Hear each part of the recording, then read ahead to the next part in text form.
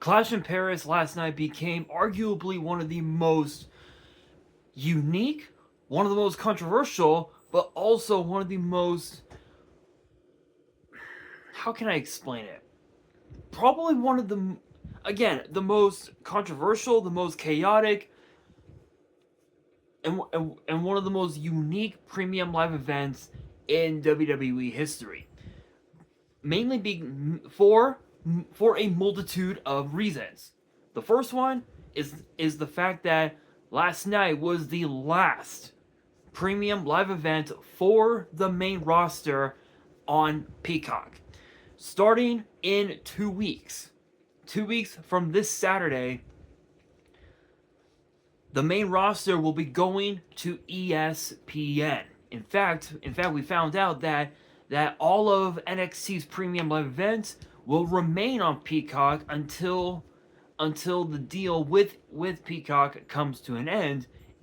In which case, NXT will also be going to ESPN. With the Peacock era now officially in the rearview mirror for the main roster, moving into the brand new ESPN era, there are so many questions that are still being left unanswered, including the big question of, has Becky Lynch joined the Vision? And the answer might just shock you. But let us talk about the fallout from Clash in Paris. So let's first talk about the match between Roman Reigns and Bronson Reed. The rivalry between Seth Rollins and Roman Reigns, this dates back literally a decade. This literally goes back a decade, back to 2014. I want to say. Excuse me. I want to say all the way back to 2014, the night after Payback in the summer of 2014, where we saw Seth Rollins do the unthinkable and stab the Shield in the back with a steel chair. He then went on to win Money in the Bank and the WWE World Heavyweight title at the time via the Money in the Bank cash-in with the heist of the century. Seth Rollins has always knew how to make history, but then again, so did Roman Reigns. Let's not forget, Roman Reigns holds the record for the fourth longest reign of the WWE title in history at 1,316 days. With Bronson Reed and Braun Breaker now have joined forces with Seth Rollins in the Vision. Roman was always the type of guy to do things on his own, unless he had family to to back him up. And at SummerSlam, he had family backing him up in the form of main event Jey Uso. And at SummerSlam, Jey and Roman, they picked up a huge victory over the Bron-Brons in an incredible match to kick off the entire SummerSlam weekend, which we found out that again which we found out that SummerSlam was actually the reason why WWE decided to move all the main roster PLEs to ESPN, because Peacock believed that WWE met its quota with both nights of SummerSlam and also with Evolution as well. So again, it is a bit unfortunate, but obviously for the next 5 years, we all have to subscribe to ESPN, paying literally $30 a month, paying almost, like, I want to say what, so let's see. So $30 times 12 months, we're going to be paying $360 a year. $360 a year, which is unheard of. Absolutely, it's insane. Absolutely insane. But obviously, Obviously, some people believe that it'll be worth it. Others believe that it will not.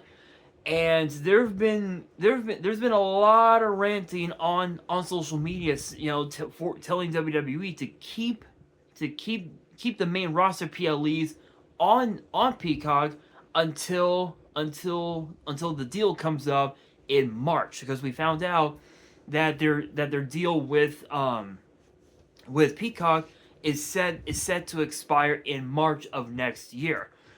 Do I believe it? 100%. I do believe. I do believe that that ESPN can wait until WrestleMania to get the deal up and running. But I don't. But obviously Peacock believes that that WWE met the quota with Evolution and with SummerSlam, that they just had to get the deal, get that ball up and rolling onto ESPN's new and improved app, where we have to pay $30 a month for ESPN Unlimited. So with that being said, moving on though, again, it's still ranting. The rant is still going on social media. I've read comments on Facebook for days and days and days and days that people people are saying that it's complete BS that that WWE and ESPN want to start the partnership now with the upcoming PLE known as WrestlePalooza, which was originally an ECW premium live event, but it is what it is. But on a happier note, Pat McAfee, we found out that Pat McAfee will be returning to WWE for the first time in over 4 months. And he'll be attending WrestlePalooza, working in the commentary booth. In fact, we found out that he'll be back on Raw after WrestlePalooza full time, which should be very interesting to say the very least. But going back to the whole ordeal with Roman and the Vision and Jay and all that, the fact that Bronson Reed has had the nerve to take 2 pairs of Roman's shoes is absolutely insane. But obviously, last night we saw Roman Reigns defeat Bronson Reed. He took his shoes back, signed them, and gave them to members of the WWE Universe in Paris. To which, as soon as he signed his 3rd shoe, bam, he got hit with the spear by Braun Breaker, and he was being carted to a hospital. Now apparently there's been rumors swirling over the last 24 hours. I want to say that supposedly Roman Reigns does have broken ribs, and apparently he's going to be out of action for at least a few weeks. Which could potentially lead to Roman showing up for Crown Jewel, which will take place in Perth, which will be a very interesting premium live event to say the very least. But as far as like what could be next for Roman with this victory, 100%, we all know he's going after Seth Rollins, but to get to Seth Rollins, he's already beaten Bronson Reed. Next up, Braun Breaker. He needs to get to Braun Breaker to get to Seth Rollins. Now, as far as Bronson Reed goes, I mean, yes, the world is his oyster. He definitely has a lot going for him, but he still has a long way to go in order for him to become a major player on the Raw roster. He still has a lot. He still has a lot to prove, not just to himself, not just to Seth Rollins, but to the entire world, that he can be a major player on Raw. But Braun Breaker, he's already proven that. I mean, the guy is a former 2-time Intercontinental Champion, excuse me, he's a former two-time NXT champion. He's a former Dusty Cup winner, a former NXT Tag Team champion, which I never thought I would ever utter those words. And not only that, but Braun Breaker defended his Intercontinental title at WrestleMania earlier this year, and it was a really solid Fatal 4-Way, a very solid Fatal 4-Way. But again, as far as Bronson Reed goes, again, the world is his oyster. He still has a lot to prove, but I truly believe that at some point, yes, he will become a champion in WWE. Now, as far as the tag team division on SmackDown goes, the Wyatt Six, they still have a hold on those tag team titles. We knew Bo Dallas had a trick up his sleeve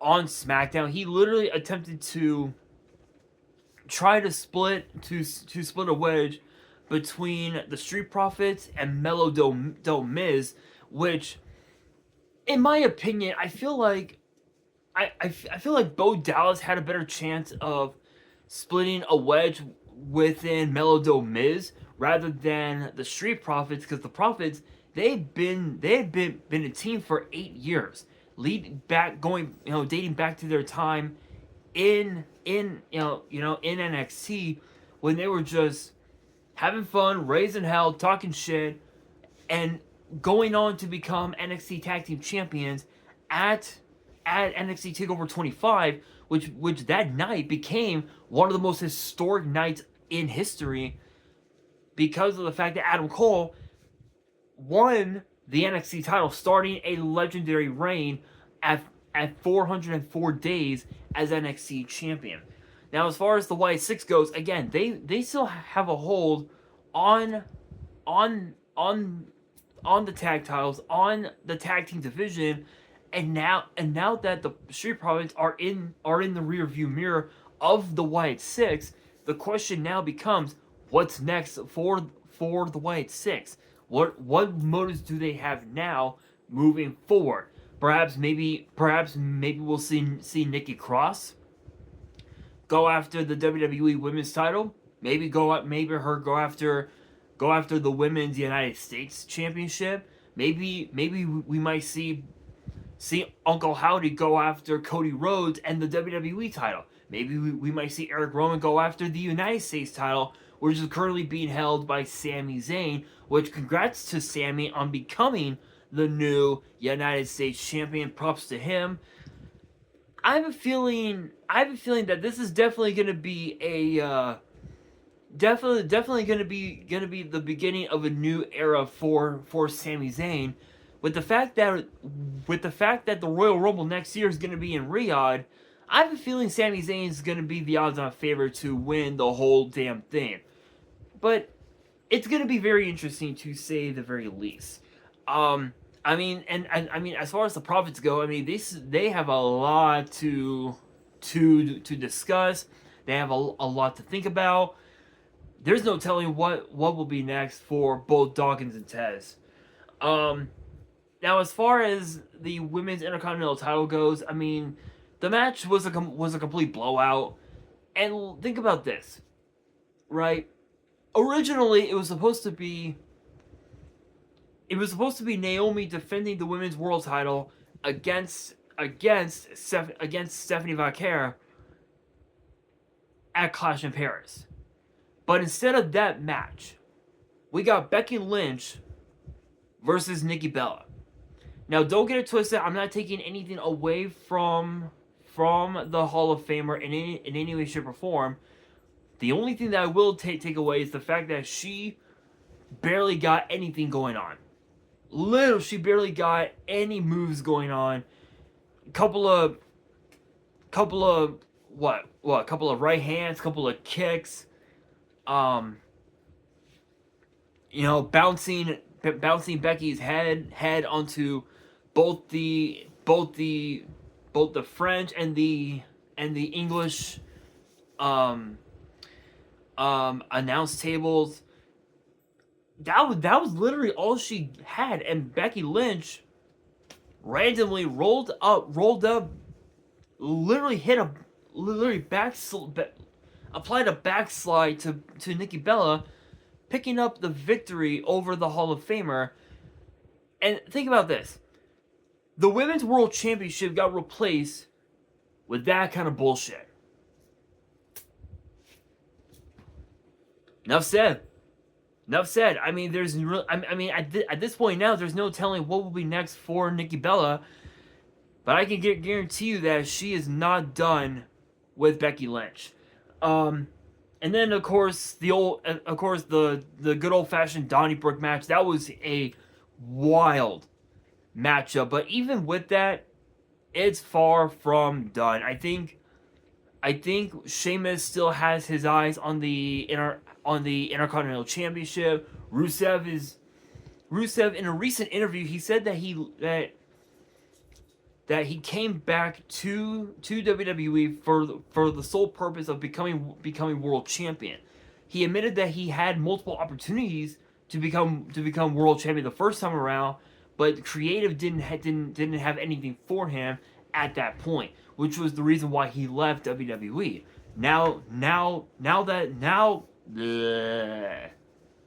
Can't speak. Now that the Bulgarian Brute is back in WWE, there are so many opportunities for Rusev post Clash in Paris, and the world is his oyster. As far as Sheamus goes, obviously yes, he wants to become Intercontinental Champion, to become the first ever Ultimate Grand Slam champion. But I think for now he's just gonna put on banger after banger after banger after banger after banger after banger after banger. Literally, that is what Sheamus is going to do until he becomes Intercontinental Champion. And then of course the match between John Cena and Logan Paul. That was an instant classic. Like, that right there was a definite Slammy Award Match of the Year candidate, 100%. Definitely gonna be putting eyes on Logan Paul. I think the world. I think after last night, the world definitely is gonna have their eyes on Logan Paul, because I can guarantee you that at some point he will be a world champion. And it's weird because when it comes to John Cena and the younger talent, normally he would just bury them. We've seen that multiple times over the years, against guys like Cesaro, guys like Sami Zayn, Kevin Owens, just to name a few. But this was one young talent that John Cena, he could not bury. He had to get him over, and he did. He literally got Logan Paul over with, paying tribute to some of his best rivals, including guys like AJ Styles, hitting Logan Paul with the Styles Clash, and of course paying tribute to Baron Corbin with the End of Days, which again, Baron Corbin, he's doing his own thing outside of WWE. He is working other promotions, but he's also winning world championships with them as well. So huge congrats to Baron Corbin on all of his success. I said it before last night, I'll say it again. We're definitely going to see Baron Corbin back in WWE, and when he does, I can guarantee you he will get more opportunities than he initially did the first time around. But we found out that John Cena only has 8 dates left. He only has 8 appearances left, and that's it. That's it. Literally, he only has 4 months left. That's it. After that, it's all over. The John Cena era will finally come to an end, potentially putting him in the Hall of Fame next year. Excuse me. which honestly, I wouldn't mind. I think that would be I think that would be the smart thing to do in my opinion. But we'll have to wait and see. But as far as John Cena goes, I mean, right now I don't think he's gonna be going after any more championships. If he does, he'll most likely go after the Intercontinental Championship. He'll probably win that title, draw and then relinquish it, and then finish out the rest of his dates. Not sure if he will go after the title, but only time will tell. But as far as Logan Paul goes, the world is his oyster. I know I've said that with guys like Rusev and guys like Bronson Reed, but it truly is, the world truly is his oyster. Logan Paul has a long career ahead of him, and I can guarantee you that at some point he will be a champion once again, but it's a matter of what championship he wants to go after the most. Does he want to go after the United States Championship again? Does he want to go after the Intercontinental Championship? Or does he want to go after the World Heavyweight title? Maybe he wants to go after the WWE title currently being held by Cody Rhodes. Who knows? And then as far as the Fatal 4-Way goes, to be fair, I don't think anybody expected Becky Lynch to join the Vision, because Becky was always one to she was always one to do things at her own pace, do things on her own time, and the fact that Becky Lynch decided to out of nowhere join the Vision by attacking CM Punk is proof that the fans are right. The fans want to see CM Punk's wife AJ Lee come back to WWE to target Becky Lynch.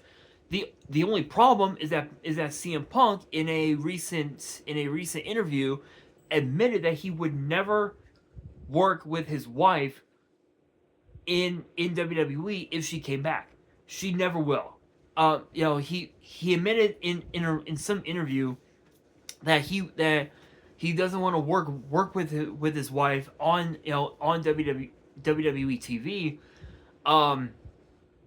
for really weird reasons. Actually, if you can believe it, his reasons were really weird.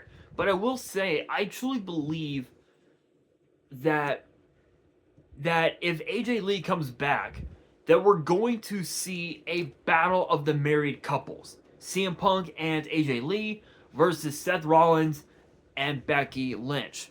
But as far as Jey Uso goes, there's no telling what will be next for him. I mean, he literally he wasn't even pinned. He wasn't even involved in the decision for Seth Rollins to retain the title, and neither was LA Knight. So I've got no doubt in my mind that both Jay and Knight are going after the world title once again. As far as CM Punk goes, I can honestly tell you that he is going to show up to Raw tonight, pissed off as hell, and wanting to rip Seth's head off. Maybe even want to rip Becky's head off. Who the hell knows? But the fallout is definitely going to be very interesting because of the fact that Roman's hurt. He's going to be out for several weeks. I think the battle between Sheamus and Rusev, that's pretty much done. Now they both can go their separate ways. Only time will tell. But I think one question that definitely needs to be answered is actually in pertainance to the ESPN era, and the question becomes: should WWE have kept the main roster PLEs on Peacock until the deal came to an end? The answer is yes. I feel like this was a last minute decision by WWE to put the main roster PLEs on to ESPN's new and improved app, where I believe you can watch it on there, but I'm not entirely sure. I'm not entirely sure. Just like I'm not so sure about the whole ordeal with the PSA grading, because I found out that last week that PSA did receive my my two cards, but the question is, with the upcharge, how does that work? Right? Like, I don't know how the upcharge works. Does it go based on the face value of the card raw, or does it go by the face value of the card when it's graded?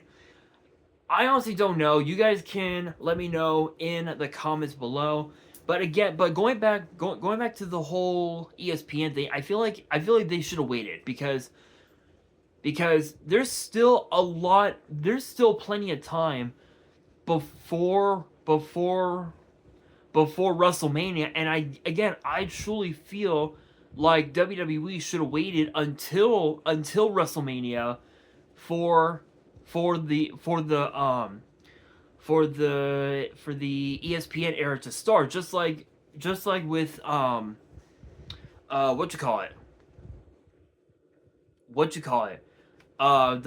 Peacock, when WWE started the Peacock era back in 2021. They literally waited until WrestleMania weekend to do. They literally waited until WrestleMania weekend to start the Peacock era, and they started with literally the Hall of Fame ceremony, and then continued to work, and then did NXT TakeOver Stand and Deliver, and then of course WrestleMania. They literally started with that. So if they did that for Peacock, why can't they do that for ESPN? Wait until WrestleMania to start up the ESPN era. You know, that's just my honest opinion. But I will say the fallout heading into Raw later this afternoon here in the West Coast, is definitely going to be interesting, and the fallout on SmackDown from Clash in Paris is going to be just as. But with that being said, that'll do it for today's video. Hopefully you guys enjoyed. If you did, make sure you guys smash that thumbs up button. If you guys are new to the channel, you guys want more WWE topic videos in the future, then be sure to subscribe to the channel, turn on the notification bell, and as always, can't speak. And as always, make sure you guys are following me on all my social media. All of my ads will be in the description below, as will the info to my fan mail. It will also be in the description as well. And on that, this is your boy Nash, signing out.